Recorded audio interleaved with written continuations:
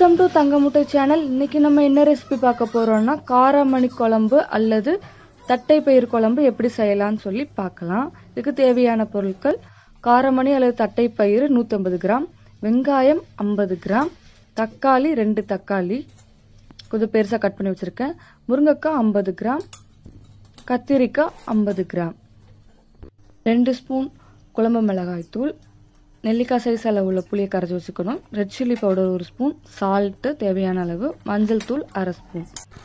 இப்போ ஒரு பாத்திரத்தில் எண்ணெயை ஊற்றிட்டு எண்ணெய் சூடானதும் நம்ம வெங்காயத்தை போட்டு ஃப்ரை பண்ண போகிறோம்.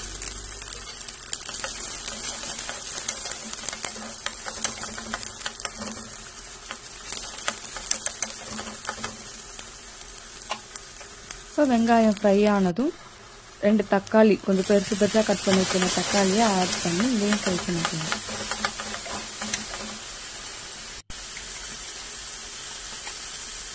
மஞ்சள் தூள் கொஞ்சம், உப்பு தேவையான அளவு விட்டு நல்லா மிக்ஸ் பண்ணுறோம்.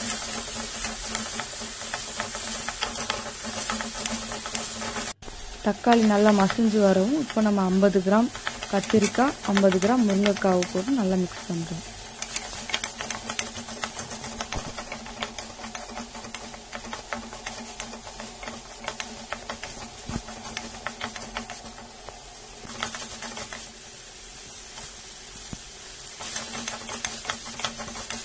இப்போ நம்ம மசாலா பொருட்கள் ஆட் பண்ணலாம்.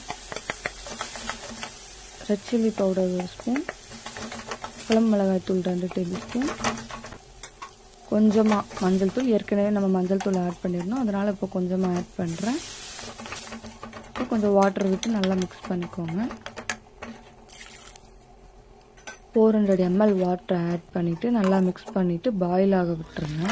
இப்போ பாயில் ஆகிடுச்சு. ஓப்பன் பண்ணி பார்த்தேன். இப்போ நான் புளி கரைச்சி வச்சுருந்தோம்ல, அந்த புளி தண்ணியை ஆட் பண்ணிக்கிறேன்.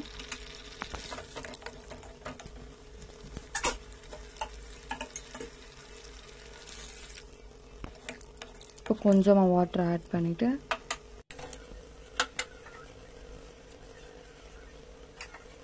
டேஸ்ட் பார்த்துட்டு கொஞ்சம் சால்ட் போட்டுக்கிறேன். இப்போ காராமணியை இதில் மிக்ஸ் பண்ணுறேன். 150 கிராம் எடுத்துருக்கேன் காராமணி. இதில் மிக்ஸ் பண்ணிவிட்டு நல்லா பாயில் ஆகிற வரைக்கும் வெயிட் பண்ணுறேன். நீங்களும் இதை வீட்டில் செஞ்சு பாருங்கள். செஞ்சு பார்த்துட்டு லைக் பண்ணுங்கள், ஷேர் பண்ணுங்கள், சப்ஸ்கிரைப் பண்ணுங்கள். இப்போ நான் கொஞ்சம் நல்லெண்ணெய் ஆட் பண்ணிக்கிறேன். இது நல்லா காரமாக ரொம்ப டேஸ்ட்டாக இருக்கும். இப்போ நல்லா பாயில் ஆயிடுச்சு. இது ஸ்டவ் ஆஃப் பண்ணிவிட்டு இப்போ நான் ஒரு பேனில் தாளிக்கிறதுக்கு ஒரு பேனில் ஆயில் ஊற்றிட்டு அதில் கடுகு கொஞ்சம் சேர்த்துட்டு அது பொரிஞ்சது சீரகம் சேர்ந்துட்டு பெருங்காய பவுட்ரு, கருவேப்பிலை சேர்த்து ஆட் பண்ணிவிட்டு இப்போ நான் இதில் குழம்புல தாளிக்கிறதுல சேர்த்துக்கிறேன்.